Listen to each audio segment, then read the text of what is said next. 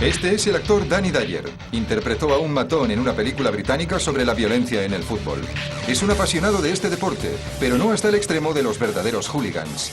Gracias a su gran interpretación se ganó el respeto de este colectivo y consiguió introducirse en ese mundo oscuro y peligroso.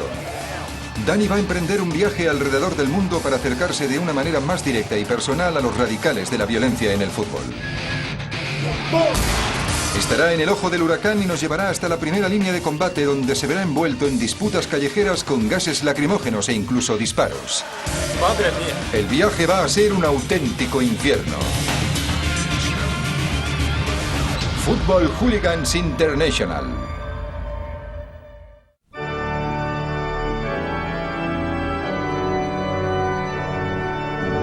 Inglaterra ha aportado muchas cosas importantes al mundo.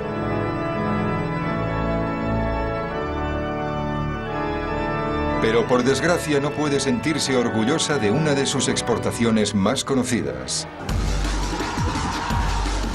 Los hooligans, que han dado al fútbol inglés sus años más negros.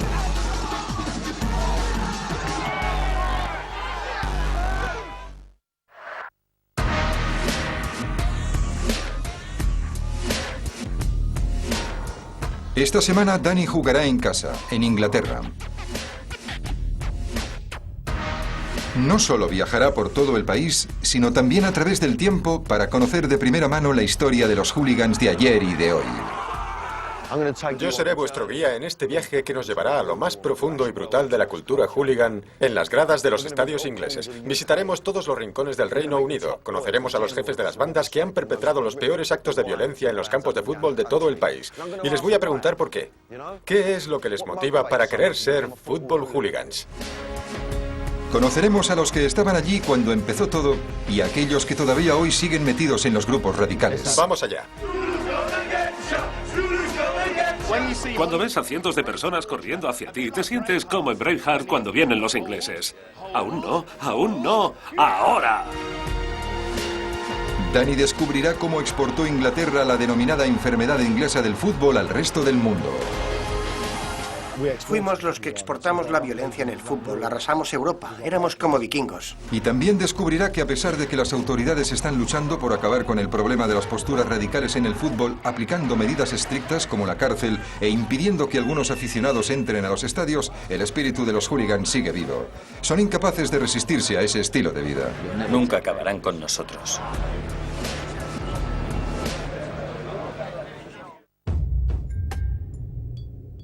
En primer lugar, Danny visitará un equipo modesto que atrajo a algunos de los seguidores más radicales de toda Inglaterra. Nos dirigimos hacia el South East de Londres. Fue un equipo que nunca acaparó las portadas por sus resultados, pero sus hinchas más radicales sí lo hicieron. Su cántico favorito lo dice todo. Nadie nos quiere, pero no nos importa.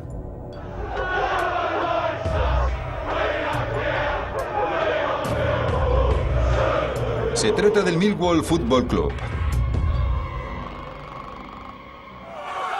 A lo largo de la historia se ha considerado a algunos de sus seguidores como los más temidos en todo el país. La Federación Inglesa de Fútbol ha clausurado su viejo estadio, The Den, más veces que ningún otro. Y sus aficionados más radicales siguen en activo.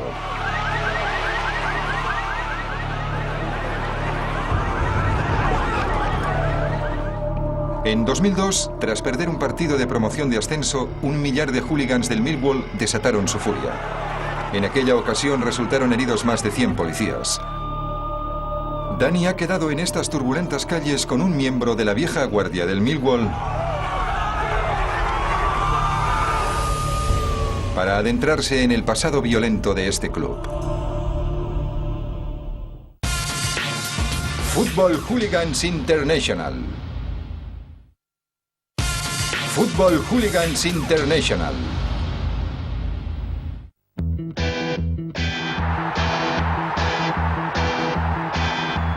Danny va a emprender un viaje por Inglaterra para intentar comprender la dilatada tradición de radicalismo en el fútbol y para hablar con aquellos que contribuyeron a que el nombre de su país se convirtiese en sinónimo de violencia en este deporte. La zona sureste de Londres es el hogar de uno de los grupos de hooligans más violentos de Inglaterra, el Millwall. Ginger Bob, uno de sus hooligans más acérrimos, ha vivido el crecimiento de la violencia en el fútbol y está más que cualificado para contarle todos los detalles sobre el tema a Danny. Cuando tenía 18 años me abrieron la cabeza, me rompieron los 2 pómulos, perdí 12 dientes y acabé con la nariz, la mandíbula y 4 costillas rotas. También tuve fractura de una vértebra cervical y sufrí hemorragias internas, pero aún así me levanté. Bob, Encantado. gracias por recibirnos. No hay de qué. Nos encontramos en una especie de parque muy poco acogedor, la verdad. Hay que ir con mucha precaución en un sitio así. ¿Te alegras de ser un seguidor del Millwall? Porque creo que a nadie le gustaría caminar por aquí siendo un hincha del equipo visitante. No puede haber nada peor que esto. No es buena idea, no. Es de esos lugares en los que más te vale caminar escoltado por la policía o pasar directamente hasta tu asiento. Porque si te pierdes y empiezas a deambular por las calles, te puede pasar cualquier cosa. Si la gente que sale de casa ve que eres un hincha de otro equipo, te agrede. No es un sitio muy indicado para pasear si no sabes dónde estás. Se respira mucha inseguridad. Tan mala era la reputación de los hooligans del Millwall, también conocidos como la Tropa F, que incluso la BBC grabó un documental sobre ellos en 1976. No viajo con el equipo para que un chulo asqueroso del norte se meta conmigo. Y si se mete conmigo, le tiro una jarra de cerveza a la cabeza. Vamos a por unos cuantos tíos de esos. Somos la Tropa F y nos encanta pelear. Vamos al fútbol y esto es fútbol. Bob, cuéntame cómo se organizaba la Tropa F. ¿Quiénes la integraban? Tú eras uno de sus líderes, ¿verdad? Los integrantes de la Tropa F eran unos desalmados. Muchos de ellos eran psicópatas. No tenían miedo a nada. Estamos hablando de un grupo que no era muy numeroso. Solíamos ir de 10 en 10, de 20 en 20 o de 30 en 30 y tomábamos las calles.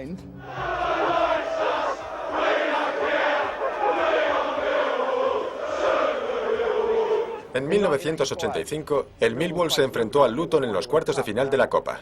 La última vez que el Millwall llegó tan lejos en esta competición, su campo se convirtió en un auténtico campo de batalla. Lo que sucedió más tarde en Kenilworth Road fue tan violento, tan dramático, que a partir de ese momento el fútbol ya no volvió a ser lo mismo. Millwall consolidó su reputación de afición más violenta del país cuando sus hooligans invadieron el campo durante el partido. Los aficionados arrancaron y lanzaron al campo 700 asientos. Un policía tuvo que ser reanimado en el círculo central. Tras la invasión del campo, los disturbios se trasladaron a las calles de la ciudad. Llevo aquí 50 años y es la primera vez que lo veo. Oí que decían, como hemos perdido, vamos a destrozar todo lo que se nos ponga por delante.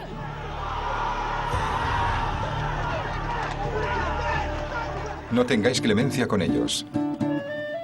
Al analizar de nuevo las crónicas de los disturbios, Danny comprueba que aquellos altercados marcaron un punto de inflexión en la historia del radicalismo en el fútbol. La gente se dio cuenta de que el problema había alcanzado dimensiones desproporcionadas. La prensa y los políticos decidieron tomar cartas en el asunto. El gobierno se enfrentaba a una dura batalla contra los hooligans, contra aquellas personas que como Ginger Bob tenían sus razones para serlo. Yo iba con mi padre al campo. Apoyaba a mi equipo, es como una religión. Lo sigue siendo para mucha gente. Es verdad. Estoy metido en esto desde que tenía 11 años y ya voy a cumplir 48. Llevo 37 años siendo hooligan, aunque ahora estoy medio jubilado. Conozco a esta gente desde hace 30 o 35 años. Los considero hermanos míos, de mi familia. Somos hermanos de sangre. Si algo tienen en común los hooligans, independientemente de su edad, es ese sentimiento de querer pertenecer a un colectivo y que deriva de una carencia afectiva. Los demás hooligans